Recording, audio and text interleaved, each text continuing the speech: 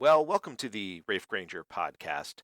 Now, this particular episode was recorded a very long time ago by my good friend and colleague, Zach Saunders. He came over to the house and we did a recording, and he was really keen and has some great ideas on how to have stories sell in our BNI presentations. So here's a throwback from the past, and go ahead and take a listen and enjoy. So just out of curiosity, what is the Captain America comic that you have up there? Is that a special one? Or I is think it it's Spider-Man. the Spider-Man? I like that you've got. Oh yeah, it is. That's right. So that's really cool. My friend, on my birthday, that's like one of the issues that issued on like my birth month. That's basically. pretty cool. Yeah. That's pretty cool. And it's in one of those like sealed, Like hermetically yeah, sealed, like hermetically collector sealed edition thing. things. Yeah. That's awesome. Funny story about that too. I accidentally left that carrying around in my car, and too long, and it was in the summer, and the heat. I thought it was completely vacuum, and they're not airtight, and No. so the heat like warped Like the comic warped. and ruined it. Yep. So I actually loved the idea so much that I didn't have the heart to tell him that I ruined it. So I rebought it. Oh my It's god. not the same grade, but because it's not the same comic. That's awesome. Yeah, isn't that funny? All right, That's so what we do. kicking this off with number 6 today? Yeah, so we're going to start with number 6. This is the deep dive for Facts Tell, Stories Tell. Facts Tell, Stories Sell. I'm Rafe Granger, and I'm Zach Saunders. Zach is the master of this. And so the goal of this, if you're just tuning into us, is listen to the intro episode where we went over our version of the 12 points to make your 10-minute presentation in BNI better. Or a presentation to a new group, a little better enhanced. Yes. And then we promised we would do deep dives. We're not going to do them in any order, so we're starting with topic number 6, and it's how to tell a story, how to create a story and use it in BNI. Over to Zach. So I think this is probably, if I had to pat myself on the back, I think this is probably my saving grace when it comes to sales and business. Yeah, you're really good at these. I have this.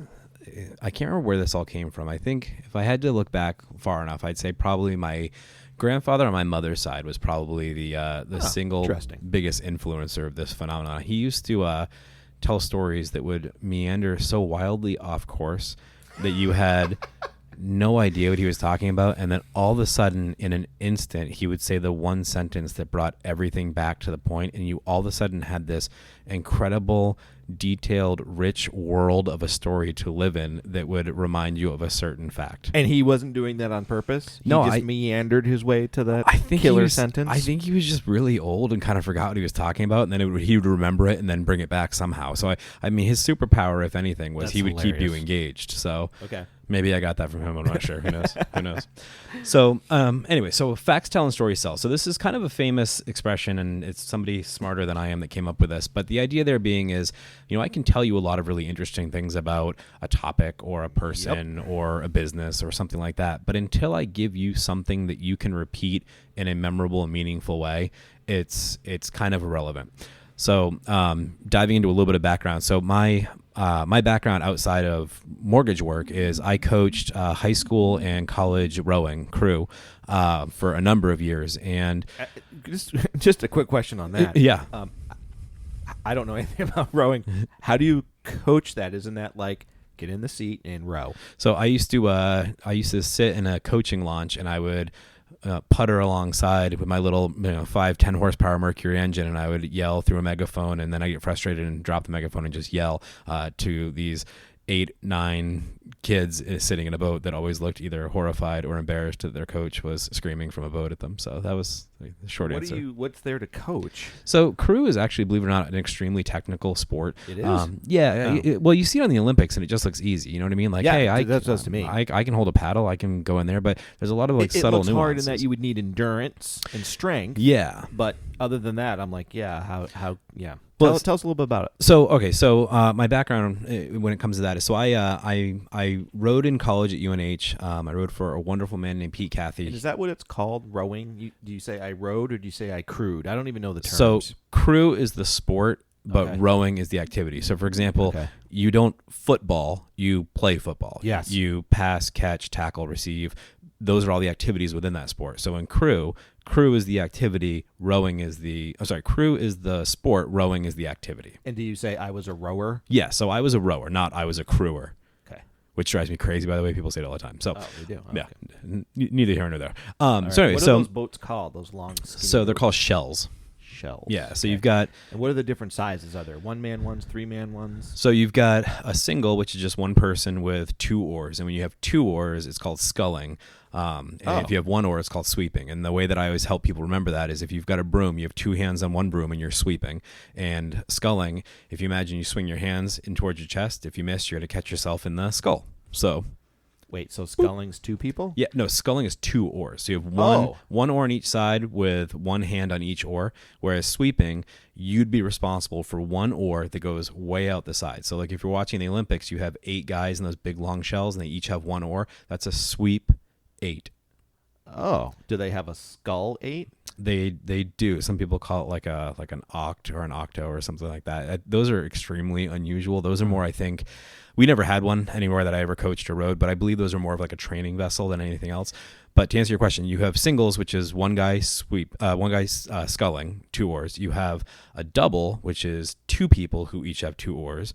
You have a pair, which is 2 people who each have 1 oar, which if you imagine can go in circles really quickly, but hard to keep going a straight line. You then have 4s, which is 4 people with 1 oar each, and you have quads, which is 4 people with 2 oars each. Oh, interesting. And then to make it even more complicated, you have coxed and uncoxed boats. And coxswain is the person who sits with sits in the very tail of the boat and directs the rowers. So he or she is sort of the eyes, ears, and brain of the boat, whereas the rowers are more of the muscles. How is it determined if you're good at being a coxswain? Is it called? A coxswain, yeah. Coxswain. Yeah. So unofficially, I think if you're small, loud, bossy, and you don't mind yelling at people bigger than you, you're going to make a fantastic coxswain. I think probably some of the more successful ones that I've coached or been around tended to be like throwers on the cheerleading team, if I'm using the expression right, the girl they pitch up in the air, or sometimes just like oftentimes the little brother or somebody that had a late growth spurt, they tended to be some of the better ones. I had a couple of really amazing ones, and one of them that comes to mind is this guy named Ryan Heward, who everyone called Huey, and I didn't know until after he graduated that his name wasn't Huey. I assumed he was Hewart or something. But he was great. He was much smaller in stature than most of the guys on the team, and so his freshman year he was a little bit smaller, and by his junior year he was far smaller, and he decided that rather than trying to compete at the physical level with his teammates, he knew the sport well enough that he could visually assess what was going on in the boat from the coxswain seat and help them enhance them. That's cool. Yeah, it is. It's pretty cool. It's actually one of the stories, not to get back to the facts tell thing, but it's funny because I did a presentation for my BNI chapter actually about him and about that phenomenon, which was, he one of the things that, sort of sets our team apart within my industry, I think, is we're very good at ascertaining what the real goal is. Not buying a house, because nobody really wants a mortgage. A mortgage is a thing you need so that you can get your house. So our team, good distinction. Well, yeah, same thing with insurance to some degree, But so anyway, so my story about Ryan was that Ryan really wanted to be a rower, and when it became apparent that he was better suited to other activities, he made the decision that based on his skill set, he could make the others better, which in turn granted him victory. He won races, and lots of races, not because he was the strongest or the fastest, but because he knew enough to be dangerous and then put himself into a position where he could really enhance the skill set of everyone else around him. Okay. I should have said, or we should have said in maybe the primer episode, that the way I like to podcast is just what we just did. Cow paths encouraged, stories encouraged. I like a coffee style, format. So yeah. So if anybody's listening and says, "Gosh dang it, they meandered off the point again," might not be the podcast for you. At least where I'm sitting in the chair. Or maybe we're actually making our own point by giving the listeners stories to tell about the podcast to help get other people to listen to it. that could be you thinking I'm not that sophisticated. I just wanted to know more about crewing. Crewing, is that right? Rowing. I wanted to know more about rowing. It brings me, I won't go into the full story, but I was a wrestler in 7th and 8th grade, and I was so small and tiny that I remember this, that in 9th grade, I think I weighed 79 pounds. And I remember that because I was a wrestler, so you knew exactly what you had to weigh. Right. Well, the weight class, I think in 8th grade was 80 pounds. There was a limit, so I was good. Well, in high school, it jumped to 90. Oh, so you had some big boys in the ring with you. Yeah, and that doesn't sound like a big difference. Was that 11 pounds if I'm doing them? You're the math In guy. wrestling world, though, that's a big weight difference. I was getting killed, smeared. I mean, moving 11 pounds was tough, and I was smaller, didn't have the strength. Wish they would have had crewing. I could have maybe switched. Or rowing, either one. Yeah, but I would have been small and tiny. You could have been a coxswain. That's what I'm saying. That's what I meant. Row. Anyway, plus I was probably pretty bossy back then too. Bossy's good. Where were we? Oh, how does one make a story work in BNI and not just be a story? So I think there's a couple key elements that go into it. So one of them is, and this sounds so obvious, but it's not. You need to know your story, and you need to know what aspects of that story you're going to then either future cast or relate back to, harken back to, if you will. Wait, do you mean you need to have it memorized so well, or do you mean know it to understand the implications of how it related to your business? I think both. I'm not a big fan of memorization. For me, at least, for my style for presentations, I in my mind have a list of bullet points. Here are the 4 things that I need to accomplish during this story. And if I accomplish those 4 things, I can relate those 4 things back to my business in a way that will help people either see things more clearly or will help them regurgitate that story in a way that may spur interest in someone else. All right, can you give an example? Sure. So in the story I told about Huey, making that transition from wanting to row and win that way to being a coxswain and helping the other people get better and really seeing their full potential. That in my business is, I have an assistant named Mary who is by far more intelligent than I am. She knows more about the mortgage industry than I will probably know in 3 lifetimes. But she's not interested in doing the sales piece of it. She just doesn't want to be in that role. Okay. So instead, she takes this unbelievable wealth of knowledge that would make her arguably better at my job than I am. And she put herself in a role on my team that allows everyone else to be that much better. And why that's important when you're looking for referrals or when you're trying to introduce me to, say, a new real estate agent is oftentimes in the mortgage world, the person you're talking to initially, the loan officer, then delegates you to someone who's less experienced than he is or she is. And my team, after you talk to me, you're talking to somebody that is more intelligent, knows more about the business, and can better advise you than even I could. And that's a real good hook because it's unusual in our world. And much like Ryan made the choice to put himself in a spot where he was more effective for the team, Mary did that, and that makes our whole team better. And why is that a good story to tell in BNI? Well, I think in BNI, I think it really illustrates that we're very selective over where we put people in our group, and I think it's important to know the sort of motivation, or maybe motivation is not quite the right word. I'm going to say I think it lends a layer of legitimacy to the organization as a whole, because at the end of that story, a couple of things. One, that my assistant's very knowledgeable. 2, that I am of a team mindset. I coach. I come from a coaching mentality, which is good for customers, in my opinion, and that I don't need to be the best, the brightest, the smartest. Exactly. I don't have to be the superstar. I just need to make sure that we're going to get that win at the end because we have the right people in the right positions doing the right jobs for the right reasons. I'm seeing it now as a member of your chapter. I would be thinking, oh, he's not about ego. I can send somebody to him, and he's about getting the job done right and having the key people in there to do it. I hope so. Yeah, I hope so. All right. So let's say that I get the impression that these stories and how they connect to BNI is sort of organic. I have this vision that you're driving down the road one day and you're just like doo-doo-doo, enjoying your day, and like, oh, I have this perfect story about Huey and the coxswain and then BNI and Mary. Is that true? Or are you like, no, I sit down and I think about it and I mine it, or how do you do it? So I'm a voracious nerd. If you do it, how can you teach others? Okay, if I can kind of go through my process. So for those of you that are listening, you can't see what I'm doing, but right now I'm pulling my phone up and I'm pulling the notes section up on my phone. I'm a voracious note taker. So if I go in here, I've got notes in here of just like little tiny things that I notice or pick up on or whatever else. So let's see if I can pull one of these up. It says... I actually have a meta question about notes. Yeah, go ahead. How I have found that I haven't found a system I like yet to jot down my ideas? Do you have one giant, OneNote page, or how do you mechanically do the note? Do you dictate it in? Do you keep it in Google Notes? Or So I haven't found a way that I like yet, but I Me found neither. a way that works for me so far. all right, And the way that works for me so far, and if you hear a chime in the background, it's because I'm about to say Siri.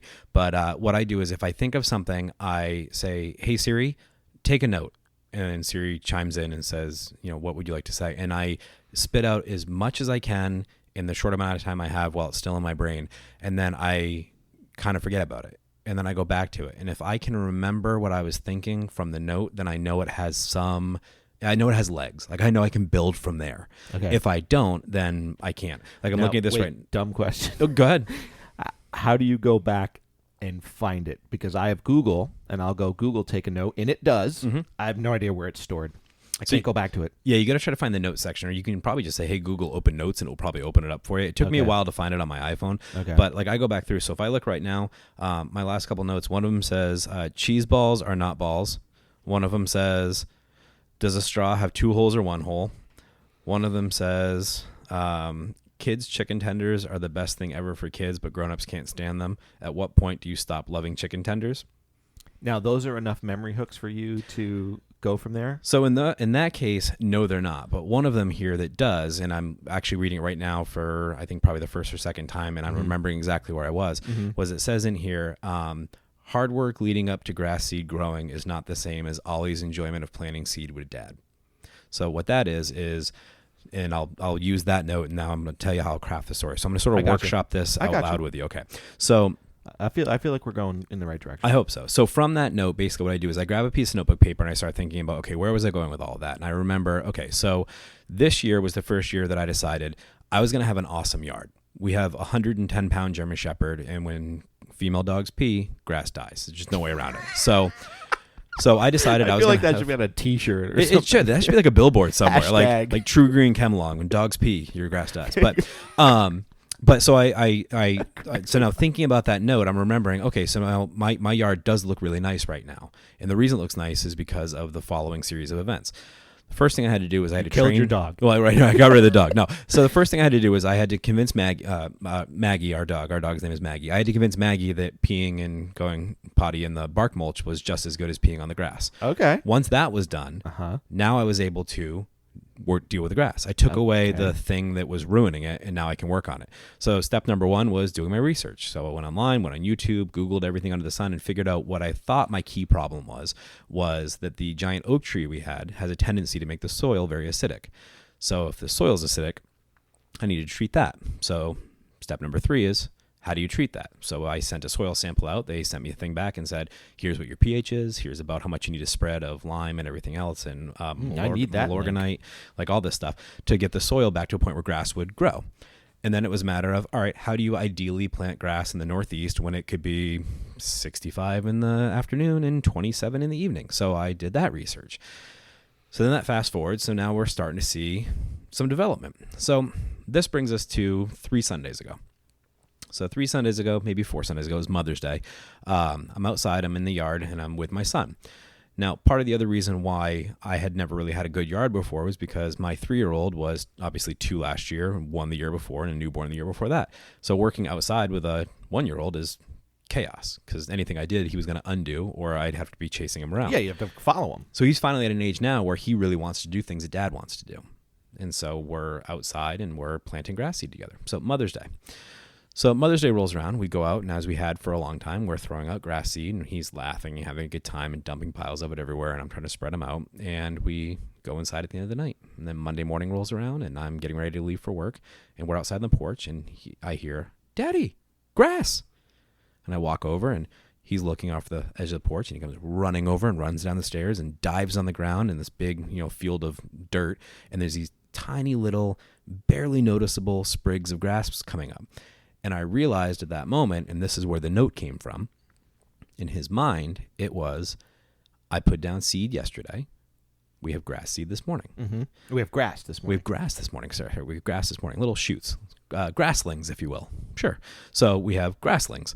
And that's what sparked that note. So that's the background for the note that I took. So that's what everything that happened. Now, meaning, did you spark it because you connected it to a BNI thing, or you just thought that was an interesting observation of life? Kind of an interesting observation of life. So I'm going to go slightly off tangent here, and then I'll loop it back in. One of the things that nobody tells you before you're a parent is that the stuff you're worried about doesn't matter, and That's the so stuff true. and the stuff that you never thought about matters a lot. Matters a lot, yes. But the other side of that is the things that you were anticipating being your big moments of enjoyment aren't. Yes. It's the things that you didn't give any thought to that they suddenly make special for you. Yes. I mean, think about everything I had done, and now I have grass. Now, me on a Monday morning, having my protein shake, worrying about my next meeting, and getting ready to go and getting ready to run out the door, had to hit the pause button because my 3-year-old reminded me that we just accomplished magic. We grew grass where grass had never been before.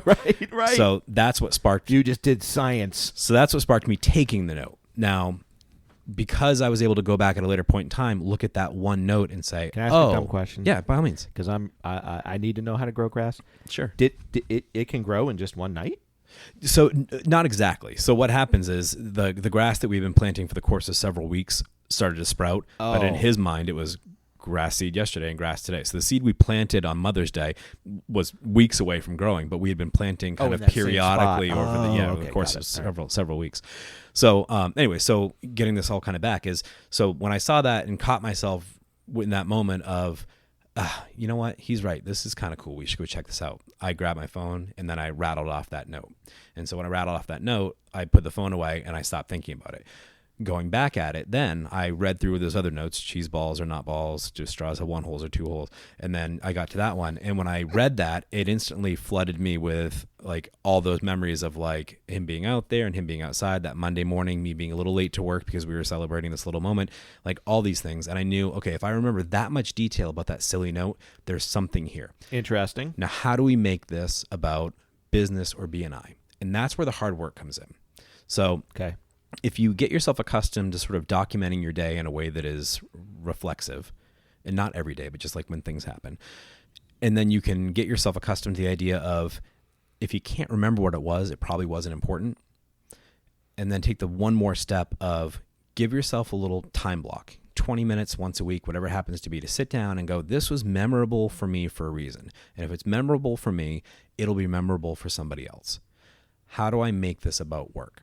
And that's the hard work. So, okay, that's the work. I like this. Yeah. Because we're taking away the illusion that you're not just some BNI freak of nature. No. Because the other people will be like, well, I'm not like Zach, so I can't do that. And so you're actually showing like, well, okay, maybe the observation comes to us differently, but you then had to workshop it. So herein comes where the BNI thing comes in. So to your point, one of the things that's interesting is, so oftentimes I think when you see someone that is presenting well or effectively or in a way that it really engages with you, it can seem a little like witchcraft. Like, wow, this guy just walked up on stage and here he is making 40 people giggle. How does he do it? Yes. Or how does she do it? And much in the same way that my son had no appreciation of the training the dog and sending the soil out and doing all the prep work and doing all of this, he just saw something happen and now there's magic going on. I think we can be fooled a lot of times in BNI specifically, but in presentations kind of by and large, that we see this person walk up on stage and magic happens. Or we see this person in BNI seem to get all these referrals all the time, and maybe they're not seeing the work they put into their 60 seconds, the work they put into their stories, the work they put into their one-to-ones. Right. All that prep work going into this little magic happening. So that was the spark. So I took that, that grass seed event, we'll call it the seedling phenomenon. I took that and I started breaking it down and thinking, okay, how can I make this relevant to BNI? How can I make this relevant to work? How can I make this relevant to whatever? And so for me, I sort of took it in 2 different directions. So one of them in my director role, like how can we take that story and help a chapter as a whole? And for me, that became a matter of telling a shorter version of that story during an education minute when I was visiting a chapter and saying, when visitor day happens and all these visitors walk in, to them, it's, wow, here's a great chapter and there's a ton of people visiting. This must be a great place. They see the magic. What they didn't see was the 40 letters you wrote, the research you did on what the good seats were, how much hard work the membership committee did, the visitor host and all the prep work that went into it. So they don't see that side of it. And that's okay in BNI. You don't always need them to see the work that went into the magic. Sometimes you just need to see the magic. The other side of that is also true. If you're feeling like you're not getting the experience you need from BNI because you look around the room and you see, Jim just got 3 referrals, or Raef just passed out $10,000 in closed business to somebody, you see that magic. Let's talk about that hard work that went into it so that you too can replicate that magic. The grasslands. I like it. So that was sort of on the director side. And then on the chapter side, like in my chapter, I told that story during, I think it was a 10-minute presentation, or a showcase presentation as we call them, or feature presentation if you're not in the BNI universe. And I sort of took that and said, okay, I'm going to tell this quick little story about this. Oftentimes, people will see, the closing. They see the post online of so-and-so just closed on their house, and I'm in the picture and the real estate agent's in the picture, but they don't see the, 400 or 500 things that the realtor did to get to that point. They don't see all of the hard work that my whole team did to get them to that point. They just see the happy magic. So let's go back to, you're at your desk. Yeah. You've got your seedling story. Sure. How do you turn that into a 60-second, or do you turn it into do you keep it for a 6 or 10-minute presentation? I think it depends on how big the idea is, or... Well, let's use that one as an example. Okay, so in that case, that's obviously a longer story. You can't tell that story in 45 seconds, or it's I trained the dog, I put it on the seat, my son saw it, he thought it was really great, then there was grass. And no one, you can't follow that. You just can't. So, in that specific situation, I think, your first step after you triage all of your notes and say, okay, I don't remember these 7, let's get rid of them. I remember this one, here's one of them. You then, I think, kind of need to run through in your mind's eye, can I make this a short enough story that it fits into a weekly presentation, or is this something that I need to really save, flush out, and really vet appropriately so that I can make this an impactful story for a 6 or a 10-minute presentation, a showcase presentation. And what's the lesson? The lesson is when you plant your seeds ahead of time, you'll get more fruit in BNI? I think probably a little part of that. I think it's sort of a combination of take the things. I mean, I guess if you're sort of looking for like the Zach life lesson and all this, I think it's take the things you're sort of doing in your day-to-day and think about how they relate to your business. Getting back to your coaching, you talk a lot about working in versus on your business. Right. And I think this is a good example of how working in your business or living life in the moment can lead to working on your business or working on your BNI experience. Yep. If we've got time, I've got one quick version of a 60-second. I have us about 4 or 5 minutes. Okay, perfect. So taking this sort of in the other direction for like a weekly presentation, I had a note in my phone from a while ago that just said, Luke, I'm your father. Why did that matter? And reading back on that, I instantly remembered I was watching Star Wars with... this is going to sound bad now I'm telling you this because I can't remember who the kid was. I think it was my wife's cousin's son. And so we're watching, The Empire Strikes Back, and there Darth Vader is, and he says, Luke, I'm your father. Do you think Empire Strikes Back is the best out of those? Let's call them the original trilogy? The original trilogy, since it was when I was born. But I'm going to go one step further. I think not only is it the best, I think if you don't think that one is the best, I think there might be something wrong with you. Yeah, this is good. We'll have to have another podcast episode because I liked the first better than Empire Strikes Back, which is A New Hope. So I took that quick little note in my phone, and I said, all right, I can make this a 60 seconds. So why did it matter? Like, why was it such a big deal when Vader said that Luke was his father? And the reason is context. We spent hours. A big deal why he told Luke, I'm your father. Yeah, right. Yeah. And Luke's reaction. Because if you think about it, like from the outside perspective, that's like some dude in a mask being like, hey, kiddo, I'm your dad. By the way, I'm going to chop your arm off. Right. By the way, I'm the most evil thing. Right. The most evil thing in the world. But we know as an audience member that we've spent 4-ish, maybe 5 hours at this point learning about the atrocities that Vader had committed and what a terrible guy he was.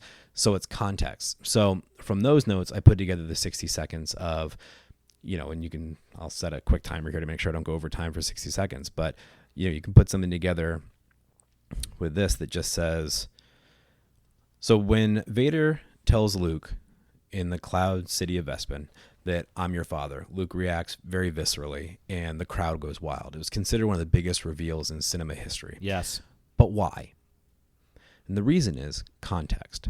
Oftentimes, we can be sort of fooled into thinking that something is less important than it is because we don't have the context. One of the things that really separates my team from other competitors in my industry is that we take time in those initial consults to find out what the context of those goals really is. Why is it important that you buy a house? Is it because you've got a mother that's getting older and you need a place for her to live?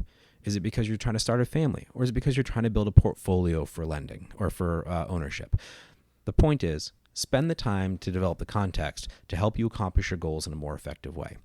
Today, a good introduction for me would be someone in your life that you know is renting currently that wants to buy a home but doesn't think they can.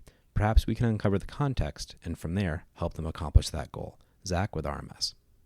Perfect. So you see how that Star Wars thing, that quick little note, Yep. turned itself into a 60-second because I took away from it one piece. And here's what I see as an outsider is that you were watching the movie, you had something memorable hit your conscious. You know, that he's like, this moment's memorable. You record that.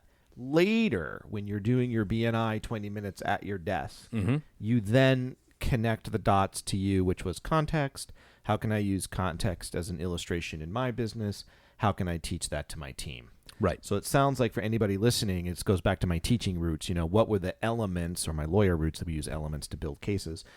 What were the elements of that story? So 1, strikes you, memorable. 2, you took the time to see what was memorable. Oh, it was context. How can I use this concept of context to teach my team, BNI team, to refer to me? Right. And that story could be anything. And I think that's kind of the other takeaway from this is I like sci-fi. I like comic books. I like Star Trek. I love all that stuff. Yeah. So for me, I was too.